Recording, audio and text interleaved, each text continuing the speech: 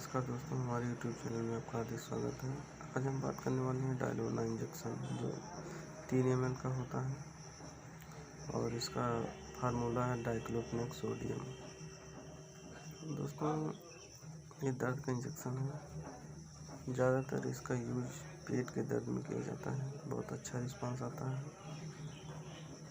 और शरीर में दर्द है तब भी आप लगा सकते हैं, लेकिन बिना डॉक्टर की सलाह से इसका यूज ना करें।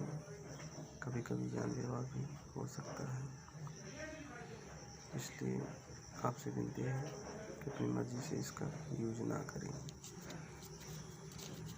इसका इस साइड भी आप देख सकते हैं, ये दिखने में कैसा है।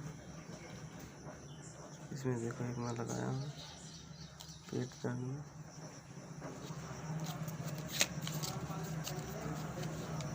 अगर आपका वीडियो अच्छा लगे तो लाइक करिए, सब्सक्राइब करिए और शेयर करना ना भूलें, ताकि लोगों को भी जानकारी पहुंचती रहे।